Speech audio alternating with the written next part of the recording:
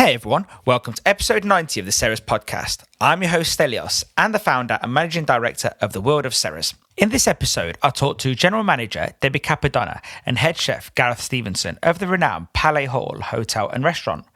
I can't wait to visit these two. This grand historic house on the edge of Snowdonia exclusive is right up my street. You all know me. They promise a warm welcome, luxurious accommodation, tranquil surroundings. I've got to go. If there's no Wi-Fi, I'm definitely there. If you want to take a well-earned break, why not go online and visit palaishall.co.uk. We have been writing and recording lots lately. When you take a moment to think about how much we've been doing, it's pretty mind-blowing. Over 400 articles on our website, and episode 100 of the Ceres podcast has just been booked in, so pretty exciting times. But as ever, we do push on to do better, so if there's anything we can do, just get in touch. This episode of the Ceres podcast has been brought to you in association with industry titans Giovanna Grossi and Amanda Affia of Source Intelligence Mystery Guest Audits.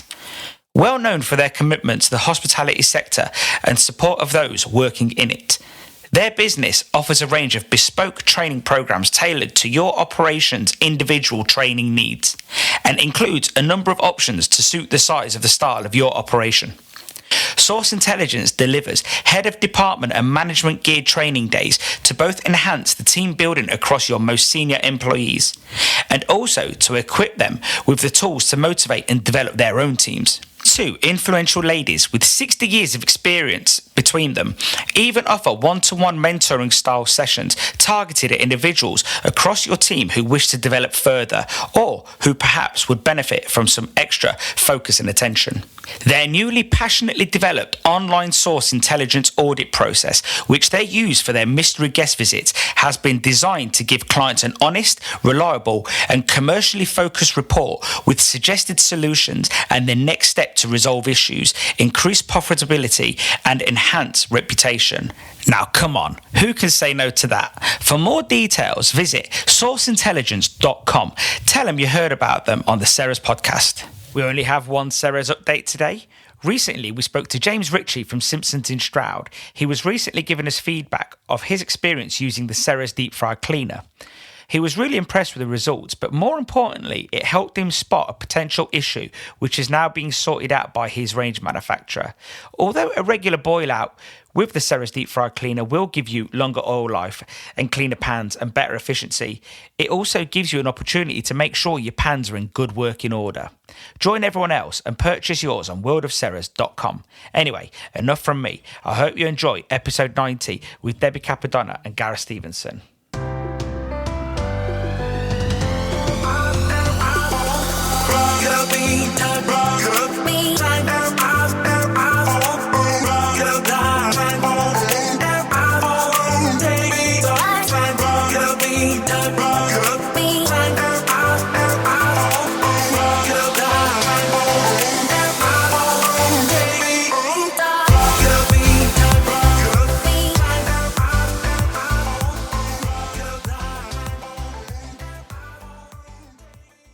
Debbie, Gareth, welcome to the Ceres podcast. Morning. Thank you. Morning. How are you both? Yeah, really good. Thank you. You? Oh, lovely. Thank you. See, Gareth, this is one of those moments where you sort of think, do I go? Do I not go? Yeah, I nearly jumped the gun then, but I thought ladies first, isn't it? No, I'm all right. I'm all right. I'm tootling on, doing what I do. So. Yeah, like me, Gareth has young children in the house, so we're both mostly at our wits' end. Debbie, on the other hand, has adult children. Yeah. I don't know which is the best way round, to be quite honest with you. It's, do you measure your day by how many times you've cried and laughed all at the same time? Looks like we're all the same, Gareth. Yeah. I measure my day on how many alcoholic beverages I've had throughout it. The problem. Well, there's a problem for me with that because Ollie loves to. Ollie's 2, and he loves to like help himself to a little bit of beer here or there, sort of thing. And it's like just trying to unwind at the end of the evening before he goes to bed.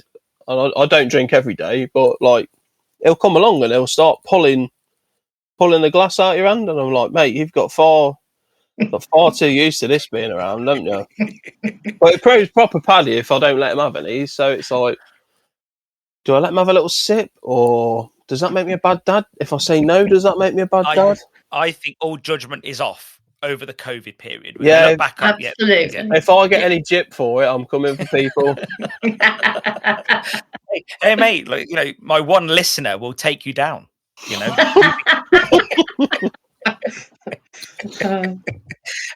Look, seriously, mate, honestly, there's no judgment. Like, when I talk to friends or even people, like when I'm doing podcast preparation, like everyone's just been tested to their extreme wit end. We're not as humans as our species, as animals. I just don't believe we're meant to be locked up in these houses, as small or as big as they are, whether they're flats, apartments, studios, mansions. I don't think we're meant to be stuck inside. I don't think. Definitely not. And I think this has really tested us massively. And I do think as a nation we've done okay. I don't want to get into this whole some have ruined it, and I've probably ruined it a million times and nearly ruined it. Like, I think we've all just been at our wits, and it'll be nice to go out and do what we do best. For me, that's supplying fish and chip shops, restaurants, pubs. For you guys, it's running a great hotel restaurant. And I think it'll be nice to just get back at it, won't it? Yeah. Absolutely. We're at the point like where it's you try and poodle on, and most of my mates aren't involved in the industry at all, and even they're like where they usually have more downtime with the family and they're at home more with the family, and they're all going a little bit loopy, and they've still been working, a lot of them. So they've at least had that normality where, all right, it's not the same. They're going in, do hand face space wash, whatever. But for us, it's like we're used to 7, 8, 9 o'clock in the morning or whatever in through the doors, and then we don't leave till 9, 10, 11 o'clock at night or something. And there's been none of that. All right, we had 2 months maybe last year, but it's like my head's wrecked, like my sleep pattern's wrecked. It's just getting back to getting in early, getting the produce in, doing some prep and doing a service. I'll probably be bricking myself on the first service, to be fair, because it'd be that long. And my oven and stove at home are rubbish, so like cooking on an industrial professional unit again might be a bit ruthless, but just having that normality back, even if it's like, hang on a minute, I'm not used to these 60, 70 hour weeks or whatever, but it will be nice to get at it and sort of just feel like a human again. Definitely. Do you think that I was brought up in the fish and chip game, so whenever I go to a restaurant and the waitress passes me the plate, my hands are like asbestos hands. Because I was just so used to touching hot things. Like if you're front of house, you know what it's like to handle hot plates, and if you're a chef, a little burn's not going to do anything. Do you think the first week's going to be like everyone like ow, like, like has everyone just got rid of those those sort of like those feelings essentially? Like, I think it's going to be a bit like, I'm tired. It's like 2 o'clock in the afternoon. When we went back in the summer, and obviously then it had been like 3 or 4 months of being shut or whatever. It was like the first, especially the first couple of weeks was, you get to lunch and you'd be like, this is heavy going, this sort of thing, and then by the time you're getting around to like dinner service, it's like, oh God, what's going on here? Yeah, I'm not ready for this. But I'm quite strange. Like I don't burn myself that often, but I've not got like asbestos hands, as you call it. But I do think there'll be a lot of people getting the old singes and a little nick off the old paring knife here or there, because people are going to be rusty at the end of the day, aren't they? It's to be expected. I was watching my old boss was on Great British Menu last week, and like he's an amazing chef, and I know when it was filmed last October, I'm pretty certain. So in between lockdown sort of thing. But even you see him now with blue plaster on his finger, and that's like, I don't think I ever saw him cut himself in 18 months. So I think even last year we were rusty, but this year it's going to be it's going to take a while to get settled back in. So hopefully it's like we get a little 2 or 3 week of like good steady business, and then we can really start, ramping it up, as Boris would say, and start getting hammered effectively. Hammered work-wise, you mean, Gareth? Yeah, no. Just to confirm, Debbie. Just to confirm. You might go home and hit the bottle of rum, though.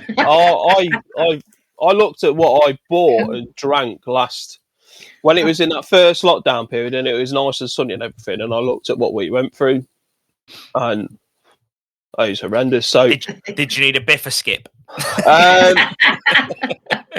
I needed a couple of recycling runs, so it was like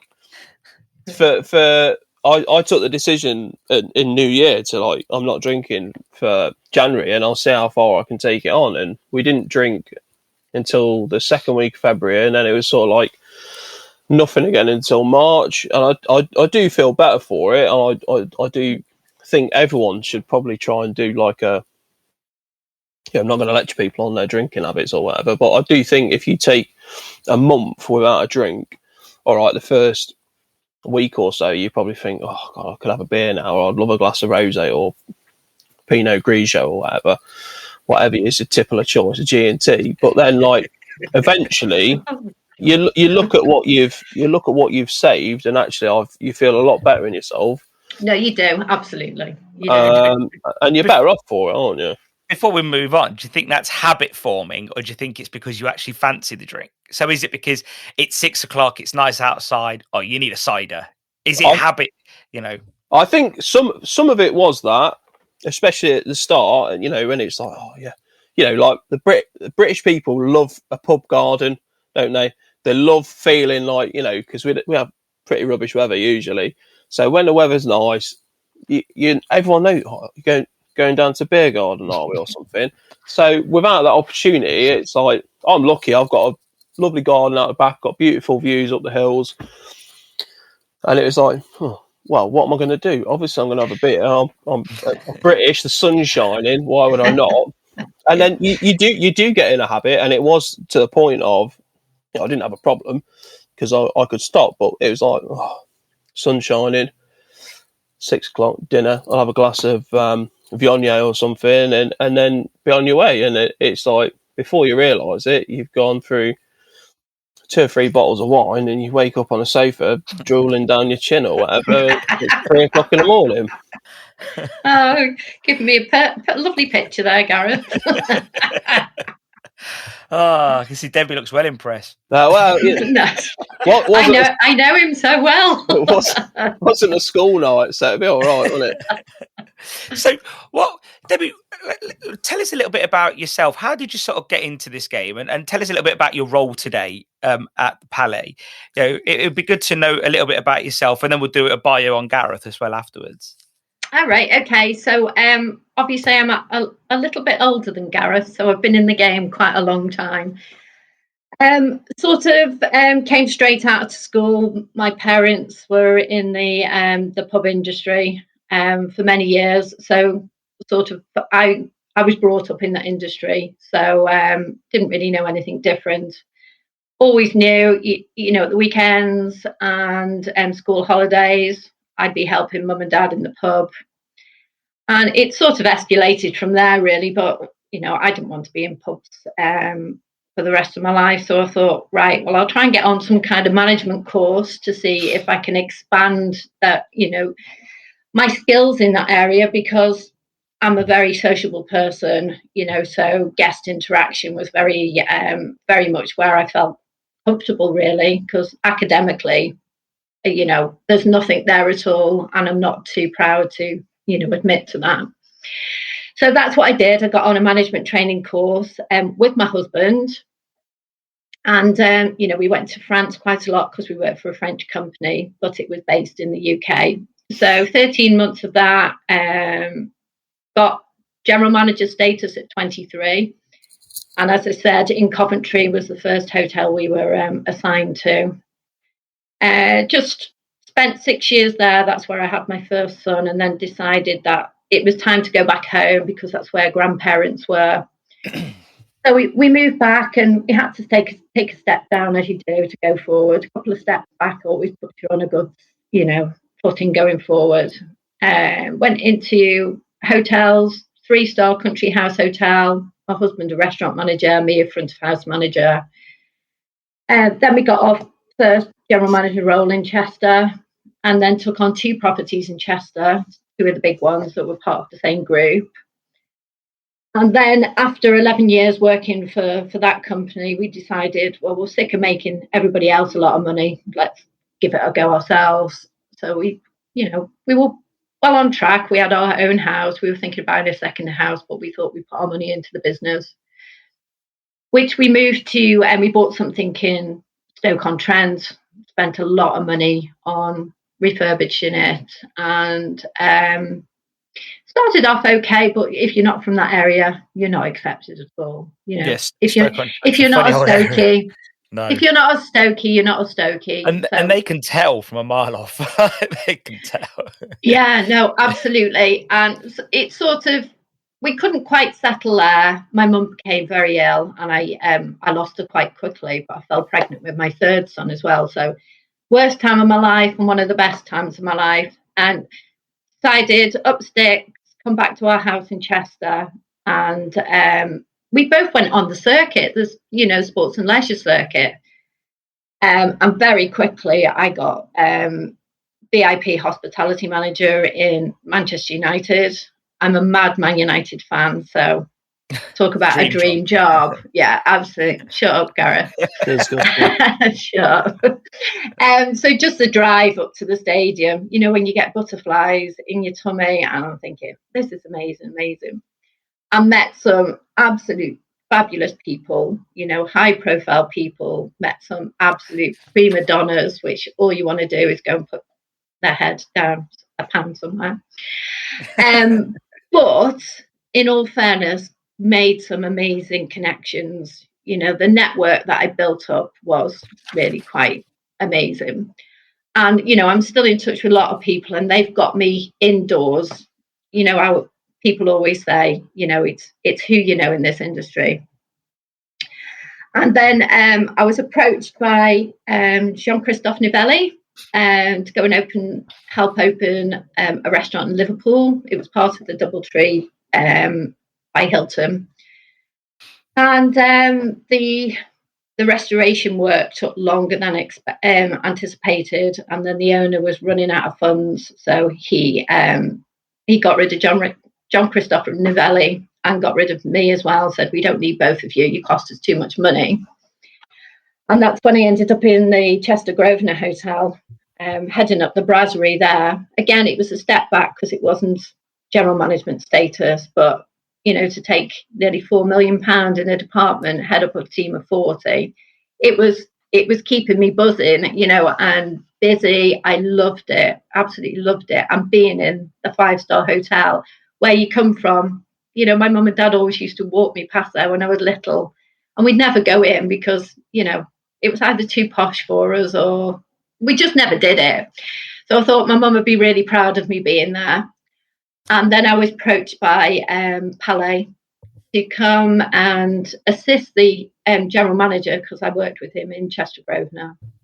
And it was very quick turnaround. 6 weeks after I started, he decided to move on. And the owners asked me to take over, which I was absolutely, delighted about, because they didn't really know me that well, but they put a lot of trust in me. And nearly 3 years on, Palais at a really good place. Gareth and I think we run a really tight ship. There's always room for improvement, but I think we've got mutual respect for one another, and I think that's really key when you've got a GM and a chef, a head chef. And to get the Green Star, get the status that we've got, the most important thing for me is maintaining it. You know, it's easy to get these accreditations, but to maintain them at a level which is good or exceeding all the time. So that's where I am. And I do see my future there, but, you never know how long is that going to be. Things can change. Very much so. Tell us a little bit about the Green Star. What is it that you have to do to get that? Well, we really didn't know anything about it, did we, Chef? We always get the save the date email to, when all the Michelin stars are awarded. It's always something that you love watching. And, always the ultimate goal is for Gareth to get that call to say, you are going to get it. So just watching it, and it was my son that said, "Mum, did you just see that?" And it just came up, Henry Robertson, and I thought, wow, what is a Green Star? I'd never even heard about it. And I think you were the same, weren't you, Chef, really? I'd seen they were planning something. I think that it was inevitable because they've got to keep modernising, they've got to keep relevant, haven't they? Not that they're not relevant, but moving forward, there is going to be more of a. You see it on Netflix, the amount of documentaries there are on how we can make things more environmentally friendly, how we can be more green or more sustainable, or is this really sustainable or not? And so I'd seen an announcement, I think before they put it back from like last September or whatever, that they were going to be doing something, but didn't know what the criteria was, as you don't for a star. Didn't know if it was something that you were like nominated for, or if it was something that they just decided you were going to have. And I was house sitting at Palais at the time, and the Wi-Fi was awful. And so I was live streaming it, but I was probably about 25 seconds behind. And then my phone it was ruthless. I'd never been that popular in my life. All these messages and notifications on social media and everything. So, I'm just scrolling through and I'm like, congratulations, amazing, blah, blah, blah. And by the time I'd finished going through them, I'd missed us on the live stream catching up. And I still didn't know what had happened. And then I finally saw on a Twitter feed or something. I was like, oh, right, that's pretty nice. But my understanding of it is, it's a package of things. So it's not just, do we source all our food sustainably? It's how do we minimise waste? How do we reuse things, repurpose things? Obviously, we've got the hydroelectric dam and generator, so all the electricity for the hotels provided by that. And then also, it's like, the sustainability of the team. We're not. I don't think. We don't overwork people. Yeah, it is hard work. It's always going to be hard work. But if I look at, my first full-time chefing job, it wasn't unusual to be doing 90 plus hours per week in, week out. Even getting to a point where some of the guys would be like, oh, I missed out on 100 hours this week by taking a fag break or something. And it was like, we don't go anywhere near that. Yeah, we have big weeks, we have tough weeks, but we put systems in place where different shift patterns, different shifts, we try to give people a work-life balance because, got the young kids at home and I don't want the missus going absolutely loony because she's with them all day. And I want them to, know who I am. I worked with a chef 10 years ago and he had a little daughter and he was working that hard that like she didn't recognise him. And then he had 2 weeks holiday and she'd finally like accepted him. And then it was like, war zone when he went back to work sort of thing. So I didn't want that. But at the same point, I can't be like, oh, well, I don't want to do this, or I don't think I should work this hard and not have it for the guys in the team as well. So I try and make sure everyone in the kitchen has as good a work-life balance as I can give them. Yeah, if they want to be in there more, then that's fine. If they don't want to go on a break because I'd rather just crack on, then that's fine. But the opportunity and the options always there for them, and the later start or the earlier finish, or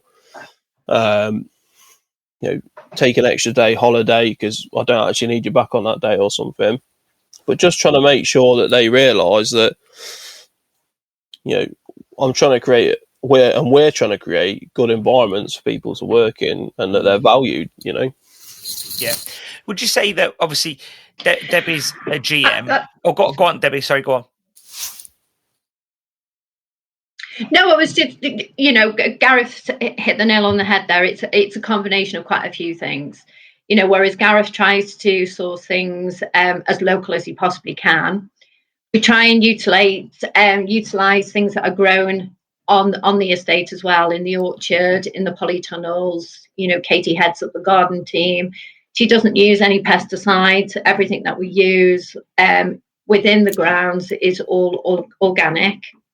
We've got our electrical car charging units there. They're open to the public because, as Gareth touched on, we do have our own hydro turbine system. So we put our message out there that our cars run on water. So anybody that's got an electrical car, they don't need to be staying at the hotel. They can just come in and plug in. So it's the carbon footprint. It's very important for the hotel. We're trying to get rid of all the individual plastic items as well. We saw some uniforms for the restaurant team that were made by reusable plastic. So it is something that's really definitely on the plan to keep going forward with it. How can we, enhance it? We've been given this accreditation. We need to be more sustainable now. So it's just trying to improve on it all the time. What do you think stops other restaurants from maybe going down this road, and hotels of going down this road of being more sustainable or more responsible, whatever it is that you want to sort of give that title to? So well, some of it's money, and some of it's time. Like we are changing our backpack bags to fully compostable ones as part of our ongoing commitment to being more sustainable. And they're like 2.5, 3 times the price. And we're not a massive hotel. We're not particularly busy. But I remember when I was in Chester and we had 4 times as many rooms. And even then, that's not a massive hotel. 85 bedrooms, not huge. And we had 2 outlets in the hotel, and banqueting, etc. But we'd be going through these boxes, 1,000 backpack bags in a week, pretty easily, sort of thing, at peak times. So it's like, when you add all that up, that's a hell of a lot of, and that's not even including cling film, any disposable spoons or cutlery or anything.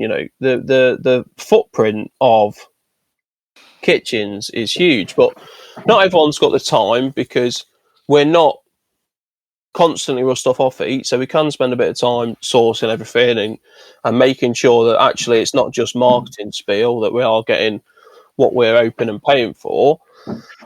And then it will for a lot of people, it will come down to money. Margins are tight in the industry, so if you've got the option of saving a couple of grand here or there, and it's not something that you're fully invested and fully passionate about, then obviously if you can save £2,000 on 5 separate things, that's half of that's 6 months of labour for a commie or a waitress or a housekeeper or something potentially.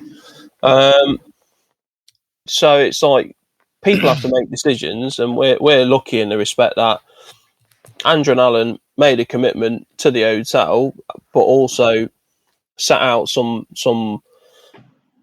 guidelines for us on what they want us to be, and they're both passionate about the environment. They care about things, so we've got a responsibility to ourselves and to our future generations to try and make things better. Go on, Debbie. And I think our customers are more educated in this as well. We do have a section on the website that does show the green side of the hotel, and listening to a few other hoteliers, because I join forums each month and Zoom calls and what have you, and people are asking questions. What are you doing to save the environment? So it was something that it is important, and it is included now in the website. I think there is a lack of education around eco products, though. I think, and not just you two, for everyone. I think for me, we're currently writing an article for our website about packaging, and especially takeaway packaging. And there is this big move towards eco packaging, let's say. So if you look at polystyrene, which I think everyone will look at polystyrene as not a very good option for the planet. Well, the other alternative, which is bagasse, is still a plastic. It's just made from vegetables. And that doesn't degrade either. So they say they will if you send it to a professional composting company or a council that does it, but they don't do it because there's had food in it. And then if you get these little food pots, they say, oh, they're eco-friendly because they're made out of paper, but they line them with PE. I forgot what it is now. It's basically like cling film, and you think, well, and then it says it can be recycled at some centres, which basically means none, And so I just thought to myself, like, there's some nice little bio boxes, these very thin boxes. They look really nice. And they're lovely takeaway boxes. You see them on all the Just Eat adverts and all of that. But they're lined with PLA, which is basically a veg-based cling film. And that doesn't degrade either. And yet the name is eco or veg or something. And it is very misleading, because in some respects you are probably better off with that terrible polystyrene. We're no better off. Yeah. I was watching. Have you seen Seaspiracy on Netflix? Yes, I knew that was going to come up. Yeah. So, like, I mean, no, my son watched it the other day, and he said, "Mum, you've got to watch it. It's terrible," and he won't touch fish again. I think but it's got to be about balance, hasn't it? Because the whole for me that whole message was, and you could see it coming. You could see the whole way through the program, they were like, "I'm going to push vegan here." I could physically see it coming. And if you want to do vegan, that's fine. But do it the right way. Do your local fruit, veg, nuts, seeds, berries, all that sort of thing, grains and pulses. Whereas, when you see, if you go into a supermarket or whatever and you go to the vegan options, they're all hyper processed or whatever. The issue with fishing is not that people go fishing. It's that, they're basically factory farms on water. Most fishing vessels, you see the size of them, and they've got 500,000 fish in the holds or whatever, then obviously it's not going to be good. But then you strike up, if you go to Cornwall and you go to some of these places on the coast, and I know what it's like on the west coast of Wales. You'll have fishermen who've gone out with a fishing rod or a line and pole or something, and they've caught 6 wild bass, or they've caught, they've had 4 lobsters come up in a pots or whatever. And they realise that if their family's going to have a future and they're going to have future employment, then they need that to still be there in 10, 20, 30, 40, 50, 60 years or whatever. Whereas, the big fishing boats that are just hoovering up miles of ocean at once, it's the same with chickens that are farmed in a shed, and there's 5,000 in a shed or whatever. It's not right, but the reason I brought it up is the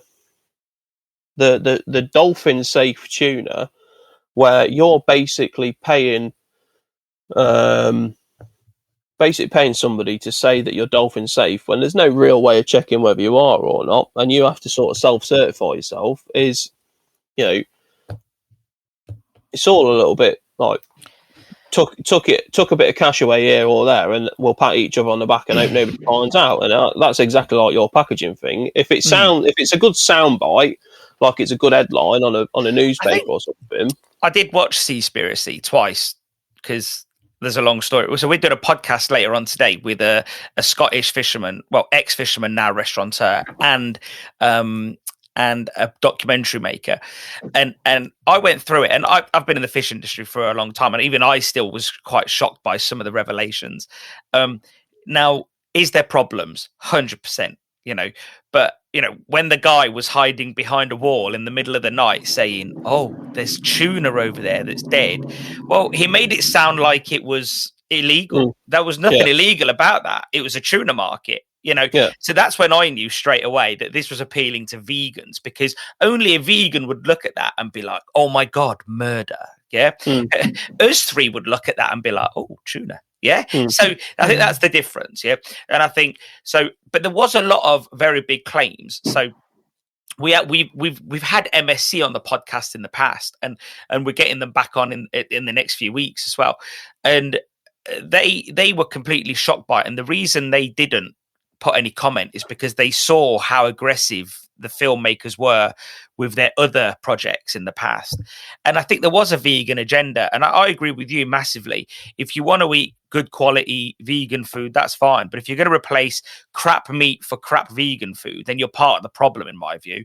And I think I said that to you on the phone, didn't I, when we spoke a while back? Yeah. For me, there is a problem with these first world countries, us being one of them, where, and again, I said this to Debbie when we were setting up, is that you got people that eat McDonald's and think, "Oh, that were crap." Well, it was £5. I don't know what you were expecting.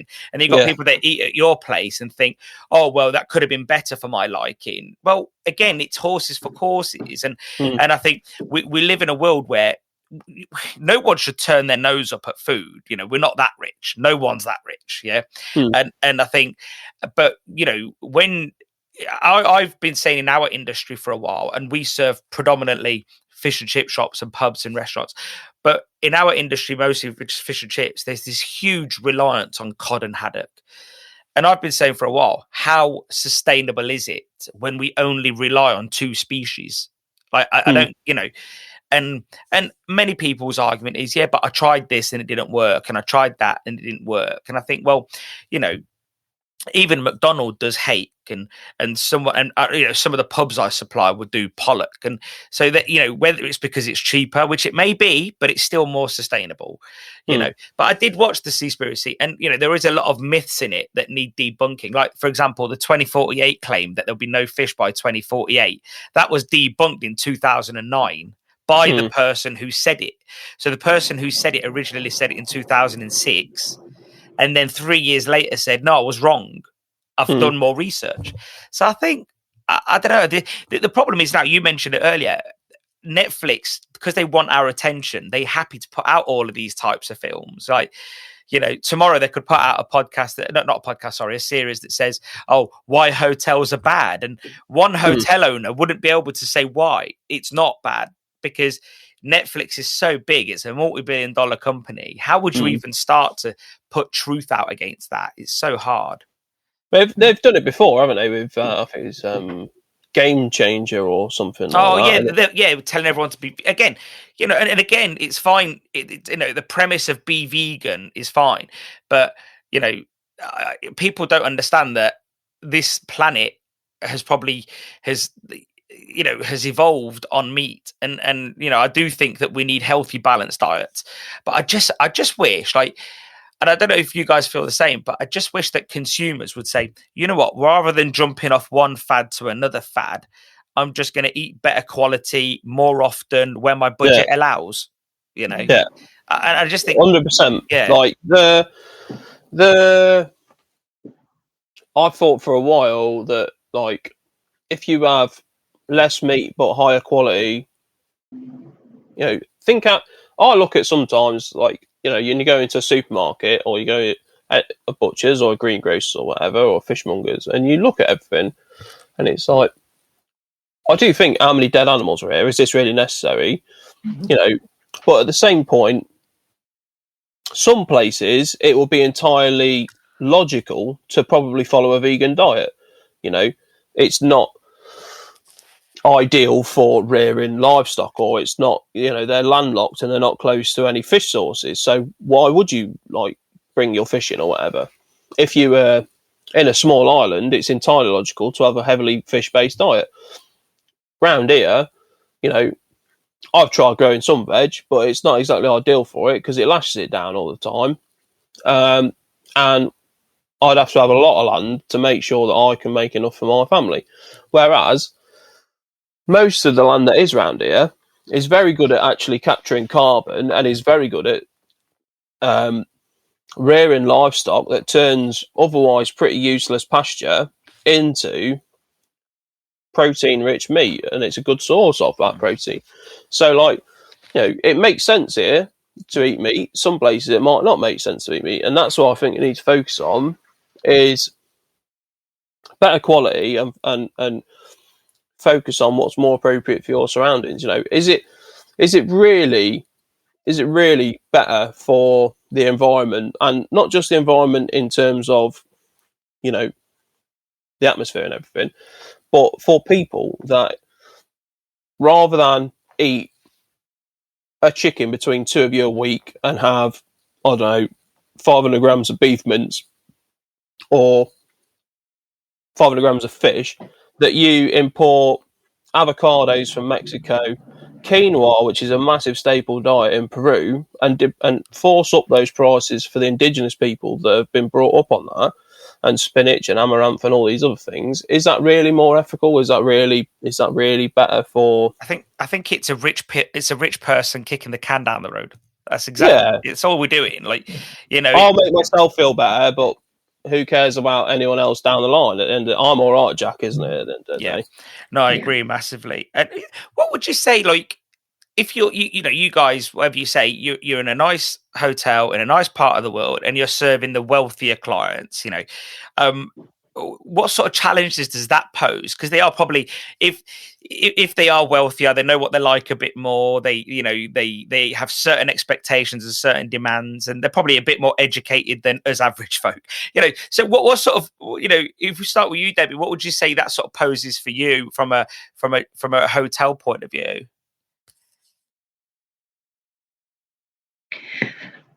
Well, you're right. There are clientele that do come to Palais because they know they are going to get the premium end of, what we supply, and that sort of results in the price that we charge. So we do tend to get some customers that have saved up to come and stay at Palais, and then they thinking that they're paying £90 for a menu. What they're going to get for £90? Whereas the more, affluent guests, they don't tend to ask that question because that's what they're coming for. And, our guests are educating themselves more by asking, where are these products sourced from? They do want to know where the animals have been reared and what Gareth's, thoughts and processes are, where he purchases things from. So, as you said, it is down to education. The affluent people do understand and recognise this, but the people that come in on maybe the odd offer that we're putting out there, they wouldn't tend to ask that question because it wouldn't be in their headspace to ask that. Really, just they're ripping us off. That's what we get. Yeah, and I guess that poses problems for you, Gareth, because whether it's a problem or a good thing, you can't just put normal chicken on that is from, I don't know, the supplier. You've got to go that extra mile because they're looking at provenance a little bit more so. Yeah, we're quite lucky in that there's a good few farms around here that do some real high end stuff, and our local butcher, whatever I want, basically, he gets in and he's very good with that. And to be fair, he had most of it anyway. He's good on his sourcing because he's got a very good reputation locally in particular. But I think across Wales, he's well known as a top butcher. But it's not always the people aren't. For me, it's we put on an a la carte dish. We used to say 120 grams of protein on the main course sort of thing, whereas we've changed how we do things a little bit now. So before we had an a la carte fine dining and a tasting menu in the fine dining, and then that was our offering sort of thing. Whereas now the fine dining is 2 tasting menus, and we've got an a la carte as a casual dining thing. So obviously when you have a steak, it's an 8-ounce steak sort of thing. They're bigger steaks, but I think for me the biggest issue is people come to us, or they certainly used to, and they'd be like, "How come this is £28-30 and I've got this size steak on my plate?" Whereas if I go to, I don't know, Miller and Carter or whatever, I pay £22.50 and I get double the size of that. And I'm like, well, all due respect, this is a slightly different standard of steak for one thing, and also, when you're having that steak, I'm guessing, but a lot of places now charge for the chips, they charge for the sauce. By the time you realise it, you end up spending £35 on steak, chips, and onion rings and a sauce anyway. But our sauces, from making the stock to finishing the sauce, is like a 4 or 5 day process. There's a lot of work and there's a lot of skill involved in that. And then, you're garnishing it with like top grade asparagus from Wye Valley, morel mushrooms, and I don't know, smoked bone marrow or something, and all these other different things. And the potato, the pomana is taking a guy an hour and a half to make from start to finish, like peeling, layering, seasoning, portioning it or whatever. And it's like it's the labour, it's the love, it's the skill, it's the whole package that you're paying for. You're not just go. People are a bit too quick, or were, to go, that's not very much. When actually, one, it's usually part of a 3, 4, 5 course meal, plus complementary bits like canapes and bread and appetizers and all that. And 2, maybe actually you're having the wrong amount when you're having 8 ounces of meat every day. Maybe you're part of the problem, because actually 120 grams of protein is a decent sized portion, but we don't get that anymore. I do think in the last 4 or 5 years, awareness has increased for people massively, not just on like provenance and sustainability, but also on like nutrition and everything like that. People are getting better. I do think it's something that we can still make improvements on, like all the way through school as much as anything, because if you're getting it when you're in school, I'm very lucky in that I'm from a pretty well-off family, and my mum and dad taught me from an early age, and I've always been around good food sort of thing. But not everyone's that lucky, so they don't get that, because not necessarily that their parents know about it. Whereas if it is incorporated into the curriculum, everyone's starting off from an equal footing then, sort of thing, and that's the way I think it needs to be done. I remember a few years ago there were kids that thought fish fingers made out of chicken, and it's like, but if they don't know any different, that's not their fault. So it's an education thing that needs sorting as much as anything. I guess also with you guys, and you think it's obvious, but you're not just, that plate cost doesn't just represent the plate cost. You've got to look around you, look at the field, look at the grounds, look at the building, look at the chairs they're sitting on, look at the carpets that are nice and squishy. Like, I guess it's a very beautiful building with lots of beautiful grounds and lots of staff that work there. So and surely it's not just the meal. You'd hope they're coming for the experience as well, wouldn't you? More than anything. I always try and say, because I've been to places and I've spent a lot more than I would at Palais for a meal, is, it's not just, you might want to go to the theatre and you'd spend, I don't know, 300 quid for the two of you to go and watch a theatre show in London or something, and you probably won't bat an eyelid, because it's a whole evening, it's an experience. And, if you go to Restaurant Gordon Ramsay or Restaurant St Baines or something, you're paying a premium, but you're not just having a meal. You're having a whole experience alongside it. And I say to people, it's not just the person who's brought you this food here. You've got the person taking the booking, you've got the person greeting you, you've got the person doing your drinks, you've got the person serving you, you've got the person actually like interacting, restaurant manager or chef de rang. You've got the guy washing up your plates. You've got 4 or 5 of us in the kitchen. Before you know it, you've got 10 or 12 people that are a direct direct interaction with your dinner, and they all need paying at the end of the day. That's what you're paying for. Convenience, experience, and food is probably the cheapest part of the plate as a whole. Absolutely. Yeah. Would you say that? Would you say you sort of, I guess you're all trying to get open now, ready for like the next few weeks. Do you think it's going to be a bit of a bumper year with all the staycations and people wanting to, hopefully wanting to treat themselves in the UK? Because I suppose they still can't legally get away, can they, Debbie?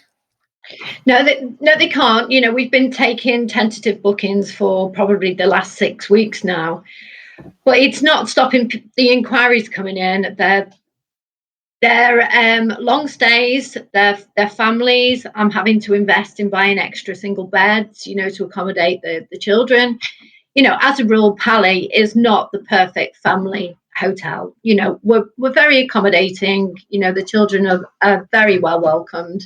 We're a dog-friendly hotel as well. So it is a case of we've got to stay in the UK. We need to find the right venue. Pally does tick boxes. It's got grounds that you can walk around. We've got spacious rooms because of the luxurious accommodation we offer.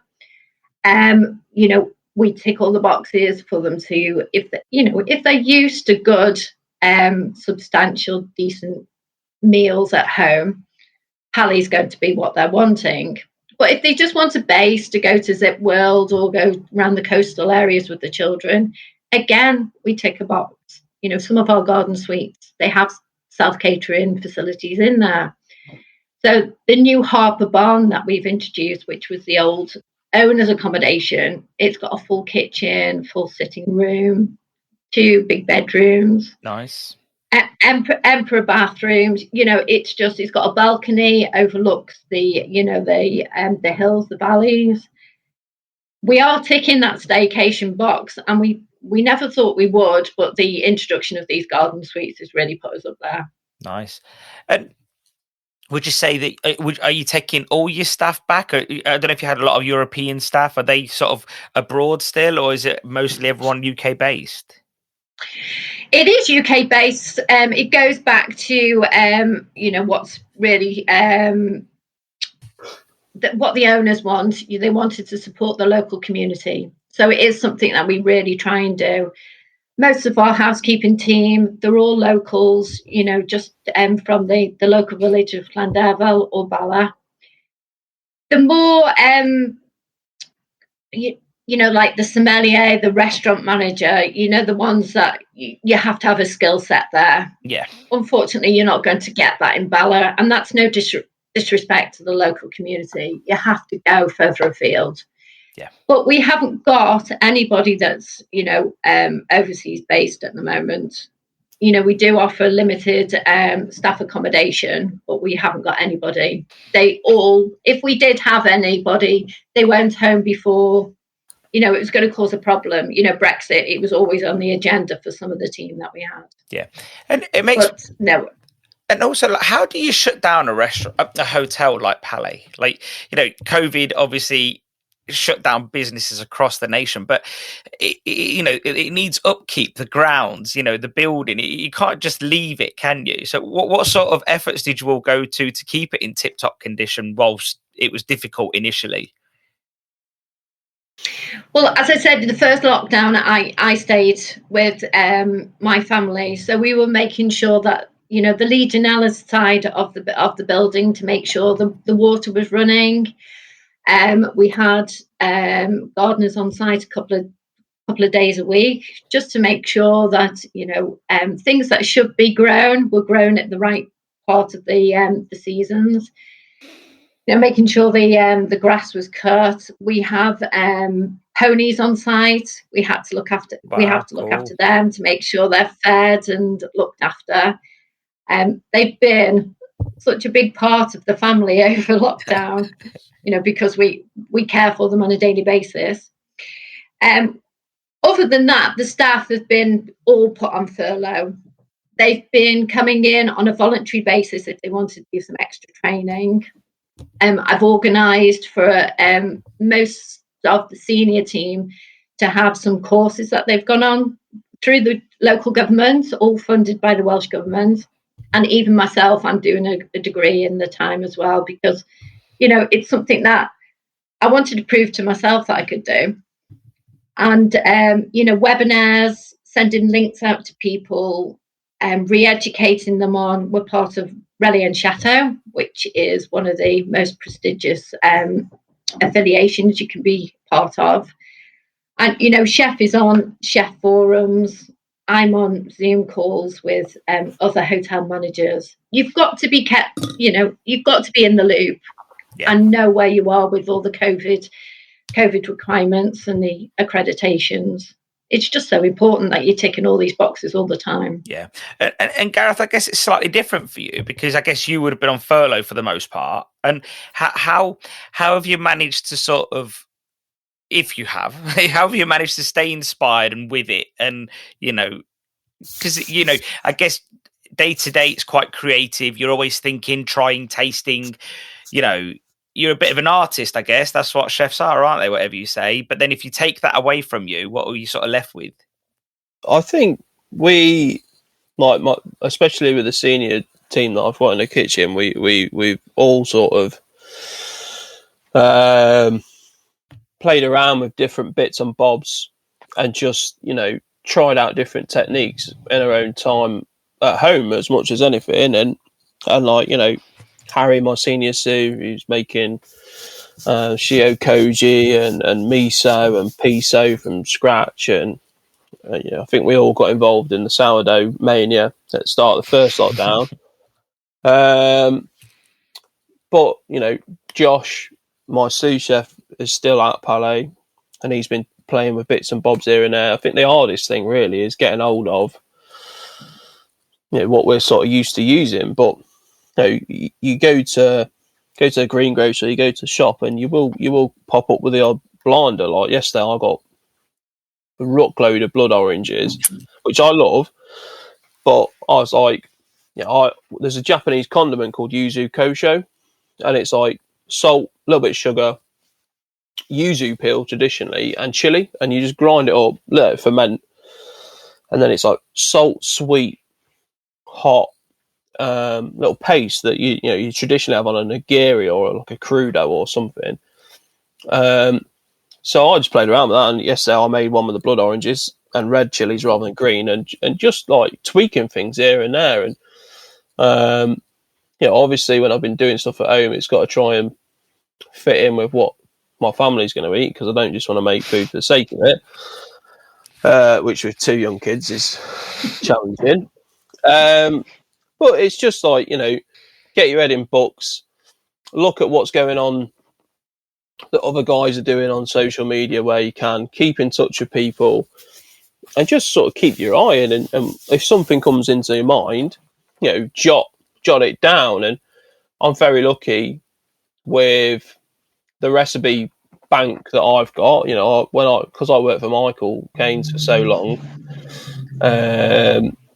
I've got all his recipes. I've got all his, I've got all the folders, which he learnt from Robuchon and Raymond Blanc and Bernard Loiseau. So, all right, I might not have the exact recipe for what I want to do with an idea I've got, but I've got a pretty good base foundation for it. And if I think I just change those spices, or I change those herbs, or maybe just tweak it here or there, which I do quite often, then I know I've got a great foundation for when I am back in that kitchen. We can start. I can get the guys set up on what I want for the new menus, and then I can take a bit of time, get all my bits in a corner, and just keep myself to myself for a little bit. And then when it's all done and dusted, which we did quite a lot last summer, I'll be like, boys, come and have a try of this, and then that forms the basis of the next menu if it's any good, and if it's not, then it's stuffed food and everyone whinges about it. But but yeah, I mean, it is hard, but it you've got 2 options, haven't you? You either dive in and get involved and keep your mind ticking, or you just become a blob like me on the sofa, basically. Bit harsh, isn't it, Gareth? No, but like, do you think there's a lot of optimism about weddings and events? You know, you guys do both, I guess, there, don't you? Weddings, events, and so on, business events, meetings. Do you think like people are going to want? Well, obviously, weddings are going to be fully booked, no doubt. I think that goes without saying. But how do you all prepare for that? Like, is that something that once there's some certainty, do you envisage lots of bookings, or is that already happening? Well, as a rule, we're not really a wedding venue, which is pretty hard to think about, really, given the location and the beauty of the hotel.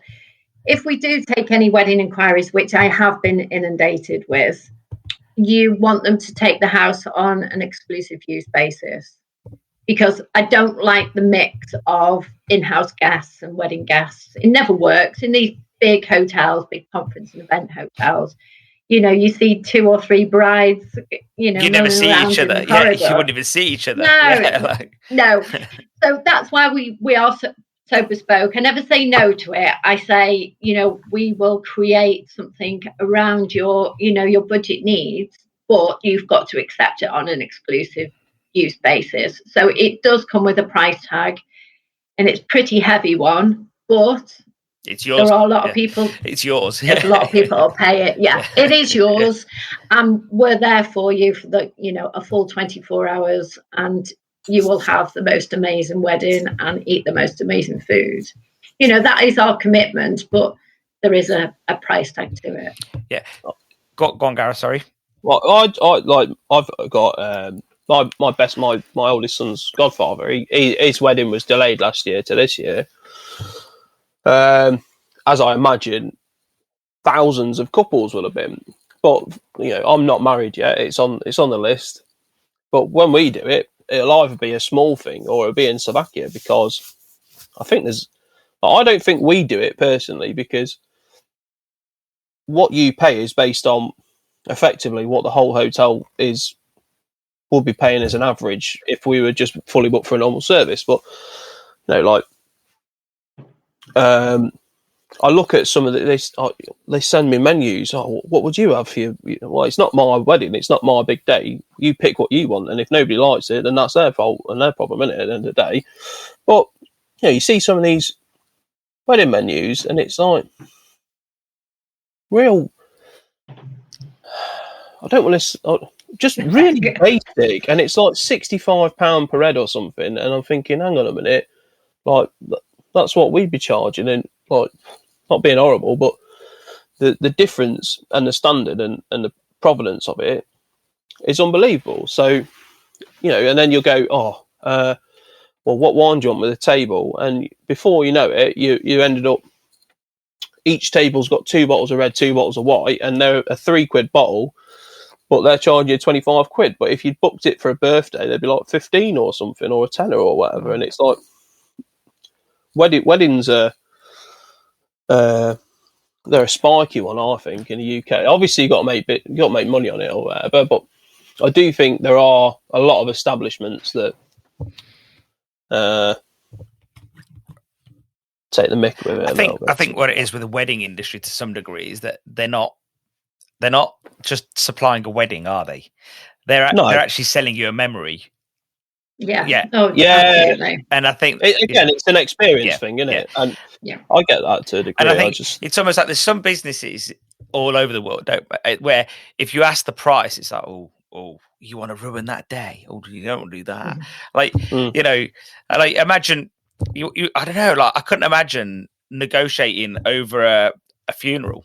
Like it'd just be like, here's the price. Oh, is that how much it is? What are you asking how much it is for this day of their final whatever? And you're like, yeah, all right, mate, I know what you're saying. Like, and I think there is certain industries that you just don't ask. You just here's the money. You just take my money. Like, so yeah. And I think I want to be at your hotel, and I will pay whatever it is. Exactly. You know, because I want to. Exactly, and I think it's someone's special day, and if they can afford it, then obviously they can, and if they can't, then tone it down, I guess. And I think that's always the way everyone in it. I think it always goes back to live within your means, doesn't it? You know. Yeah, no, absolutely. But because we have had inquiries, for say 60 people, and I'll say, well, we can comfortably do 40, and then they'll go, right, we will reduce our list. We want it with you. That's not- You know, if yeah, you've got a yeah, vision, yeah, yeah.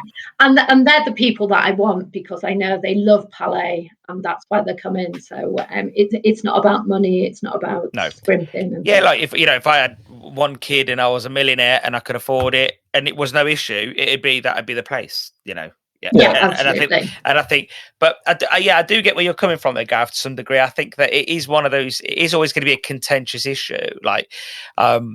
But I think it goes back to in some ways, you know, when you said earlier, Debbie, you used to walk past the hotel with your parents, and there was almost like a sentiment that whether we couldn't go there or we didn't want to go there because either you weren't in that class level or you didn't feel like you were, you know. So it's either. Whereas now, I think the whole of the UK is richer. Even the poorer people are richer.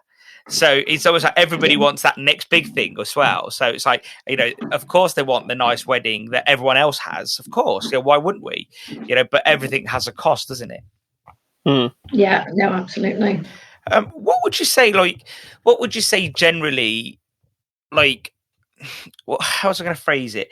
So like, what would you say that your forecasts are like moving forward? Is it fully booked? Is it sort of just not yet? Are people sort of ringing up to see what you think is going to happen? Or are they just like, no, here's my money, book me in, I want to stay for X? Or is it still a bit cautionary?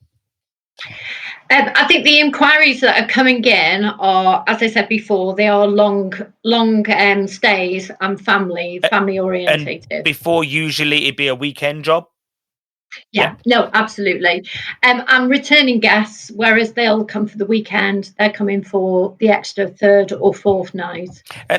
And nobody's questioning the price. No one's asking for offers. They're just not, because the demand's there. And I've told the team, no discounts. You know, if the price is too high, they then need to go elsewhere. Yeah, exactly. You know, it's all about having the right people answering the phones, painting the pictures, because, you know, and then the guests will say, well, I want to come. So if you can't fit me in there, when can you fit me in? Yeah. So the books are looking very healthy, sort of from late May, which I just don't think we're going to get that late May date. I really don't. So for June, July, August, September, it's just going to be absolutely awful. Have you trained your team on the phone to never say no? It's always something, you know. Some of them are a little bit oh no, unfortunately we don't do that. No, you know, we don't say no and we don't say unfortunately. I'm delighted to let you know that we do have a garden suite. You know, what you've requested in the main house is not available, but I have, you know, but it's so hard to educate people to do that. You've got to be quite natural. You've got to be relaxed and confident on the phone. And I think we have got a good bank of people, but I think we might lose a few of them along the way as well, because there are going to be job opportunities out there that are a bit more appealing. It was interesting because I did I rang up the Wolseley once in London to make a reservation. I was like, oh, can I have a 7:00? And they were like, we could do 7:15. And I was like, they never said no. They just said, we can do 7:15. And I was like, oh. Now I was really hoping for like 7. Like, I just wanted to see what they were going to say at this point. I'm not that busy that 15 minutes makes a lot of difference to my life. Like, and I was like, how about 6:45? And I was like, you know what? Yeah, go for it. But I just wanted to see like how many times they could almost say something different without saying no. And it just, you got to be a shepherd, haven't you, effectively? Like, and it's the same with upselling at the end of the day. You've got to, and I read something, it's a bit like trying to get your kid to do something that you want them to do. You've got to get them, or let them think that they've made the decision and they're still in the power. So, you know, like when you go to Mackey's, that's for meal, is that large? And you know, you're almost put on the spot of, I don't really want to say medium or whatever. Or actually, I will treat myself. I'll have a large Coke and a large fries or something. And it's the same with, you know, if you have the tasting menu, would you like the match wines to go with that? And like you said, the bookings, I'd like a table of 2 for 7:30. Well, we can do it 7:45 for you. And actually, I will take that. Not, 99% of people will be like, they'll just go along with it because they still think they're taking the decision. Whereas if you go, we've only got 7:45, they'll be like, hang on a minute, why are you being like that, sort of thing? You're not giving me an option here. Whereas you lead them to the option, and everyone's happy at the end of the day, I think. Usually. I was listening to a podcast yesterday, and it was two people that I respect. One is a negotiator, and he said similar things. Like, you've got to almost put the answer in their head so they repeat it back to you. So it's almost like it's very suggestive. And I've got to listen to it again because he did have some really good tips on how to deal with 6-year-olds. And I've got one in the house, and I feel like he does this to me. Like, so I need to learn how to flip it back. But no, it's so true. Like that, you almost. The guest experience starts whether it's on the phone or on the website, and it's not like, I don't know, like years ago it started when they got to the door, and it doesn't anymore. It starts before, because especially your place, you go on your website, it's selling it to you, the beauty, everything. So straight away it's like you're excited to go. So then if I ring up and it's like, hi, can I book a reservation? What? If someone picks up the phone and they're rude or snappy or just bad day sort of thing, straight away that experience is going to be on the negative side. Whereas, I think training is really important, isn't it? And I think it's so important that the staff come across confidently without being a bit overconfident as well, isn't it, Debbie? How do you deal with that? And also how.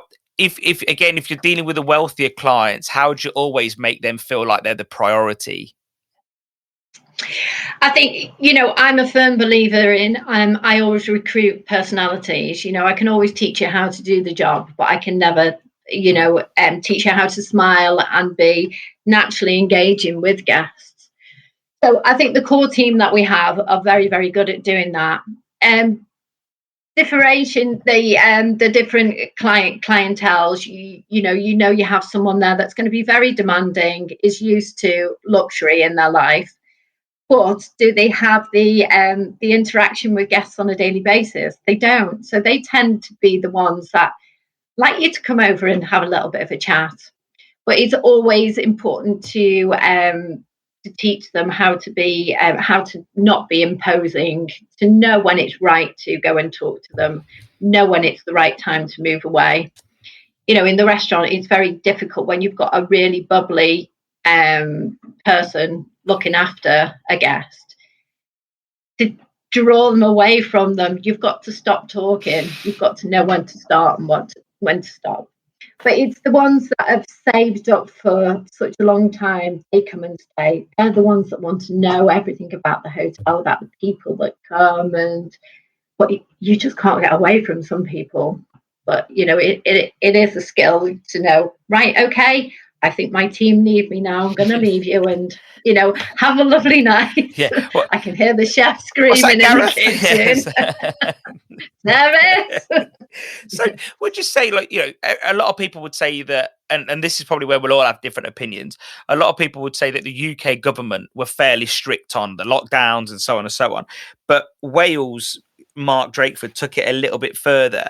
Would you say that they were right or wrong? Should they have followed the UK or, the whole of England, shall we say? And what would you have done differently to support hospitality, do you think? And if we start with you on this one, Gareth. From a comparative point of view, I think our lockdown was actually fairly soft, wasn't it? Realistically, the borders weren't fully closed and there wasn't the right support put in place for people. And I saw it again either yesterday or today that most people who've got symptoms aren't isolating like they should be. And I do think a lot of that's down to the fatigue of it all. But I just think maybe if we'd gone a bit harder and a bit more aggressive on it, I'm not saying it'd be like New Zealand, but I think we'd have ended up in a better place than we are now. A lot of people are quite annoyed with Drakeford because they see him as quite draconian, which I get to a degree, and it has been frustrating. But I think the excess deaths as a percentage in Wales was the lowest out of any of the 4 countries in the UK, and it was half that of England. And, somebody will probably try to tell me that's because there's more people in England, but that's why it's as a percentage at the end of the day. It nullifies that, doesn't it? So, I mean, for me, what I would have done is I'd have probably locked down harder, shut borders, banned, leisure, overseas travel sort of thing, like what happened last summer, everyone going off to Dubai and Greece and Spain or whatever, and put a package together to support the tourism industry. And actually, if you'd have got, numbers really low to a point where, it's a manageable level, and we've got a better track and trace and isolating system, that everyone's still spending their money within the UK. There's still money going through the tills everywhere, because you don't need to fully lock everything down. And there's still a bit of consumer confidence that if you go to a pub or a restaurant or a hotel or a shop or a gym, that you're safe to do so. I think that for me, I mean, obviously we're biased, but I think we got stitched up like a kipper. You got told way before the actual lockdown and support came in that don't go to a pub or a hotel or a restaurant. And it's like, if you got, some of the evidence for that is based on, I think, a nightclub in Korea with zero social distancing or masks or anything. So, people were given a scapegoat. Everyone always wants a scapegoat at the end of the day, but people were given a scapegoat, and I think we were one of them. But I think we can't really complain about the support package we've had. I can't personally, anyway. From a business point of view, it'd probably be a different story for a lot of people. But you look at some places, you look at Ireland, or you look at some places in the continent where they've basically just been like, yeah, that's tough, just get on with it. We can't afford to give you any more money or whatever, or we never planned on giving you any money in the first place. And I do think, it's like, how much money do you think that we should have at the end of the day?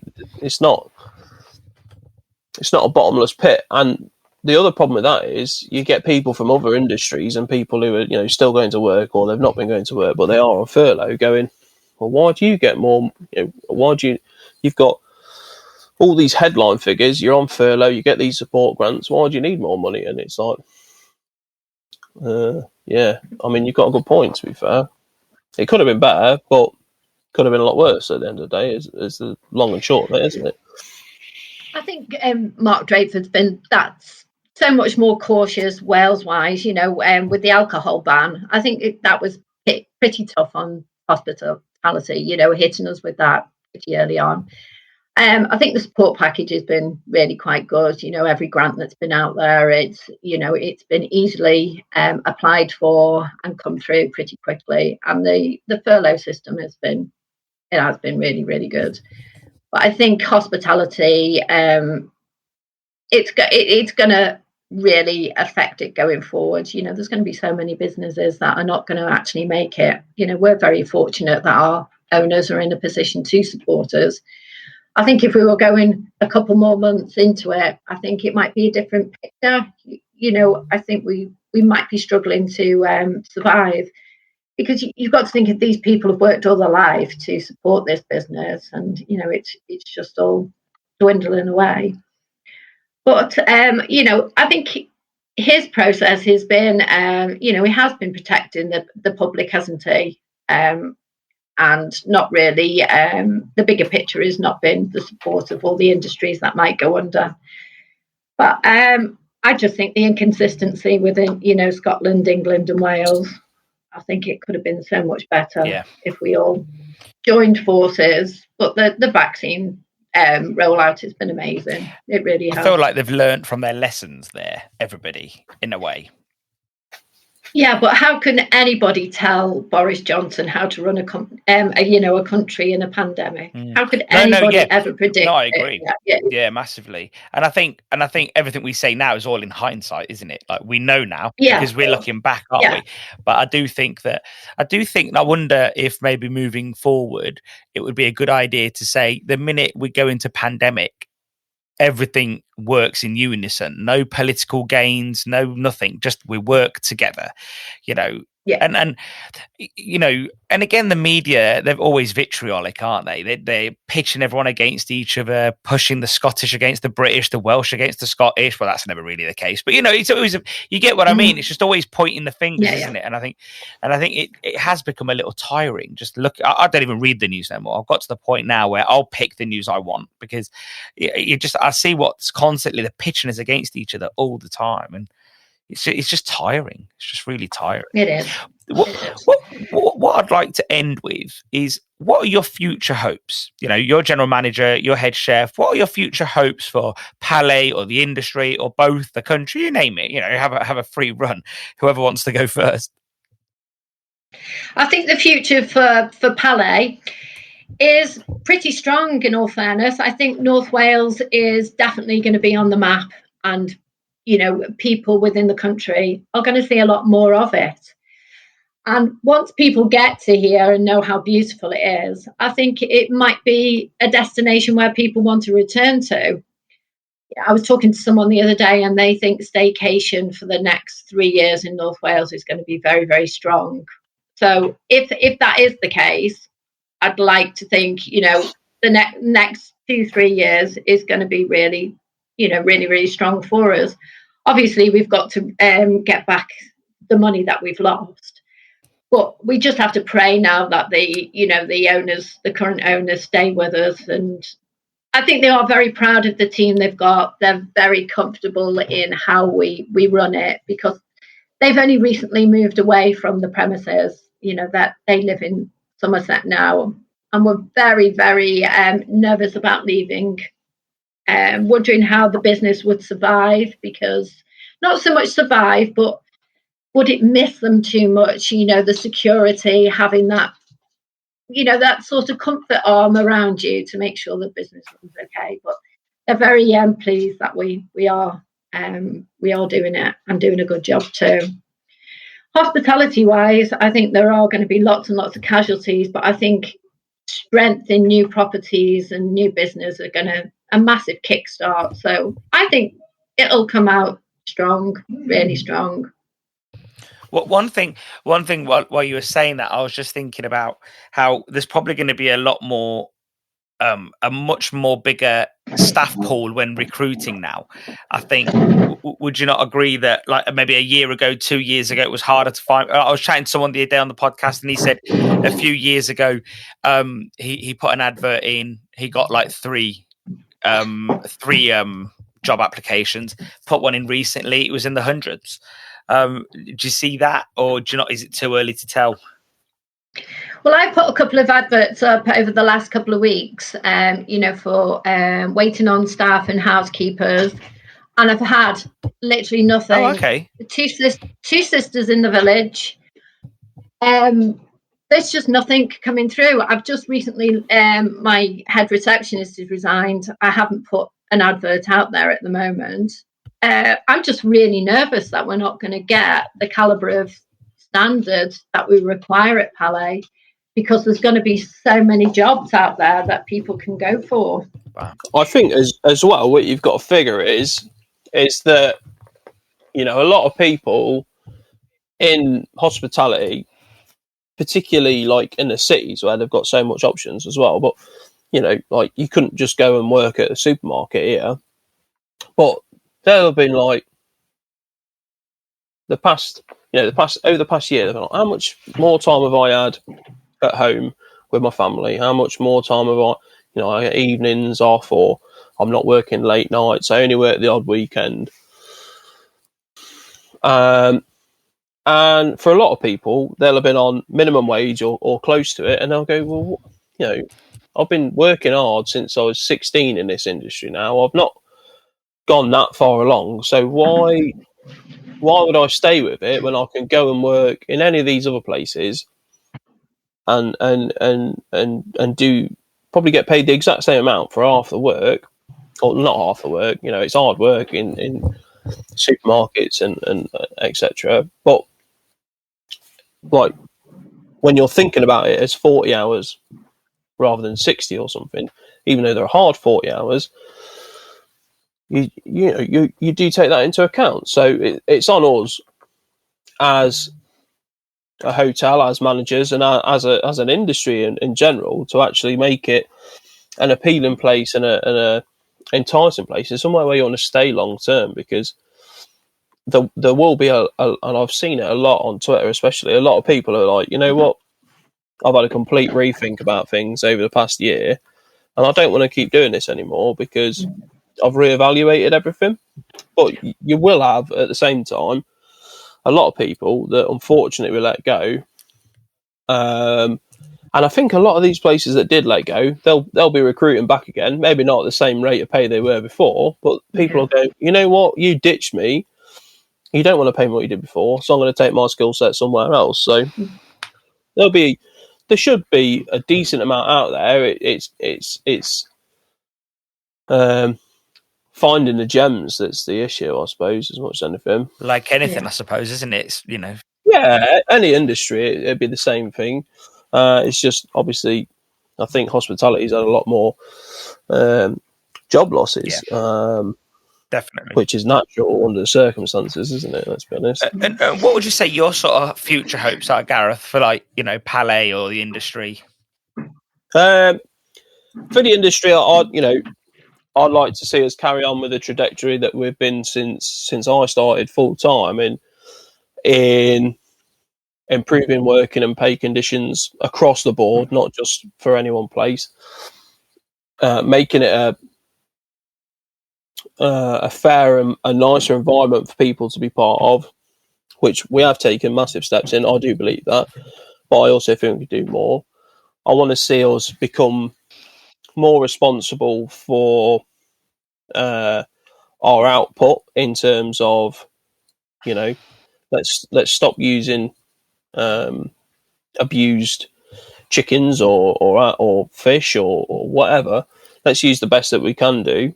And let's cut down on things that we can cut down on. Like, I can't remember the exact figure, but I'm sure it was something like the amount of cling film that kitchens in the UK use per year would go around the world like 54 times or something, which is an insane fact. I mean, don't quote me on that because I can't remember, but the actual figure was like, if it wasn't terrifying, it'd be mind-boggling. But when you put it into like thought process, it's like, that's mad. So, we have to make steps on both those things for me. But personally, I want to see us continue to make the steps that we have been doing in the business in terms of how we push things forward. And, obviously I'd be lying if I said I didn't want to star. Obviously I want to star.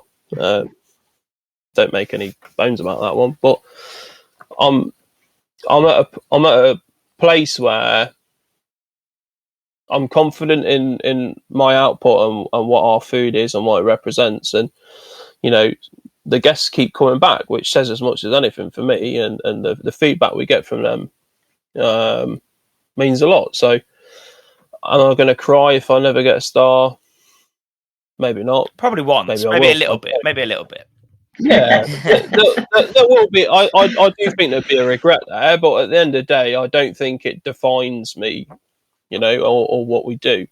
I've got a great belief in our product as a kitchen and as a hotel sort of thing. So, there's 100% better chefs that have had spells where they've not had a star than me. So, it is what it is at the end of the day, isn't it? So it's good that the owners sort of give you both lots of autonomy as well to sort of, do what you need to do in the area. And I guess that's your role, isn't it, to some degree as a GM, that you do have lots of autonomy. But then I guess they're not probably over the top and overbearing and dictating. Right, okay. Debbie? They're getting better. They are owners with strong views, but they're very committed to their team. They look after us. We have good days, we have bad days. There's things that I don't share with them, and things that we try and do in house, I'll always push things. I'm always messaging Gareth, even in lockdown, and on a daily basis, I'll pop in and say, "What do you think about this?" And I'm having this problem. What do you think? But we do know that they're there. That that safety blanket, it is there. I can pick up the phone quite easily and ask them anything. I think for them, like, because they were, they weren't just like they've bought a property and they're paying somebody to do it up. They were invested in it from the start. And Angela was, designed all the bedrooms. She was painting and doing stenciling and things. And between Angela and Alan, they selected everything effectively. So, and because they lived there, they literally lived in the hotel for the first few months until their accommodation was ready, and then they lived on site for longer. They are a part of Palais, and that's something that, obviously it's going to be very hard to go, well, you take free reign of it, sort of thing. Angela has got better. She will tell you if there's something she doesn't like, and she won't hold her anything about it. She'll let you know, sort of thing. But they have got a lot better, and I think that comes from confidence in what we're doing and how we're performing as much as anything. And like, they don't feel the need to always have an opinion on everything, whereas before, I think literally everything they wanted to know about, because they did feel like they were and they are a part of it. But I think that also, to a degree, that's sort of taken its toll on them a little bit, and they're quite glad to step back now. Yeah. But there are still things that you can't get away with. No, of course. I think the guest experience was always top of the list for them. Our TripAdvisor speaks volumes. It's about, the lovely warm welcome, the very personal team, exceeding guest expectations, what Gareth produces as well. So that gives them the sense of it's okay, we will step back a little bit. They do know what they're doing, but they know where we are if they need us. What do you have to do to become part of the Relais and Chateau? What sort of commitment is that from you guys? Is there a quality commitment there? Yeah, absolutely. But you are invited. Oh, okay. You can't knock on their door and say, "Can I be a member, please?" You have to fit a certain criteria. And, it's a combination of a lot of things, quality, location, and guest expectation, I suppose. They do like random inspections as well. Like, I remember our first one, we thought we had a Michelin inspector in, and I was in my own in the kitchen that night because we were short-staffed anyway, and then two lads called in sick. And I was running around like a maniac, and then I came in the next morning, and this fella's walking through the kitchen with the old GM, and I was like, "Oh no, this can't be right. I don't want Michelin to have experienced that." Because it was good, but it wasn't probably my best food, obviously. And he was the guy from Relais. He was an ex-Michelin. He liked to drop that in. Was an ex-Michelin inspector, but obviously we did all right because we're still here 3 or 4 years later, sort of thing. But that Relais is an awesome thing for us, but also for me personally, because like the standard and the caliber of chefs that I can just drop a text message to if I need a bit of advice about something. Obviously, like Michael's the head chef delegate for the whole UK and Ireland, which makes sense as he also owns Limpston. But he was always a mentor for me. But then if I can't get hold of Michael for whatever reason, there's like 6 or 7, probably more chefs that have all got their own Michelin stars, and they're all been set up and running things a certain way that I can just go, hang on a minute, lads, what do you think about doing this? And then before you know it, you've got 6 or 7 really experienced heads, and then you got another 15 or 16 that actually go give you different viewpoints. So I mean, it's a prestige thing for the hotel, and I think it's a sign of quality, especially for a certain demographic guests. They know if you're Relais and Chateau, certain demographic guests know they're getting they're getting like a good one here. But for us personally, and I think Debbie's probably the same because you're in like effectively the GM version of that. There's always resources and people that you can talk to. They're in a similar situation, but have a slightly different viewpoint or a different experience that you can tap into. Yeah, the wealth of knowledge within the delegation, it speaks volumes. As Gareth says, you can just pick up the phone. And lockdown's been brilliant because we have monthly Zoom meetings with every one of the GMs, sharing ideas and what have you. So it's a really switched on network. That's really good. Very good. I just wanted to ask that, and I was meant to ask it earlier on. I just, I know, and I don't know a lot about it, but I can tell it looks like a quality affiliation. It's not just, hey, let me in. You can tell it's like a bottom standard, which is probably very, very, very good. And I just wanted to ask it really. Yeah. It does cost a lot of money, though. I guess so. Nothing's free in this world. No. It definitely does. And I guess again, there's going to be, like you said, a certain customer base that will only go on that website to look at their. Absolutely. And they compare you, and I say to them, you can never make that comparison because we're all so individually different. That's why Relay is Relay, because we are all so different. I just don't imagine that, the average consumer is not going to go on booking.com or Premier Inn. I'm just thinking of their tabs on the browser, Premier Inn, booking.com and Relay and Chateau. It's just not going to happen, is it? It's just not going to happen. That person is going directly to Relay and Chateau and thinking, this is where I'm going to be or where I want to be. And that's, So Well, on that note, guys, have I not asked anything? Is there something I should have asked or anything you want to mention before we clock off for today? I think we covered a pretty good amount. Yeah. Gareth's going to go put his head down before the kids get back. I've got to muck out some chickens, which is really glamorous. We've got a family tennis match, so challenge. Amazing. Quite competitive. Oh, yeah. You see, we're not like that at all. No. My challenge is to see how long I can hide from the kids. It's a good game, though, isn't it? Hide and seek. You go and hide, Daddy. All right, bye.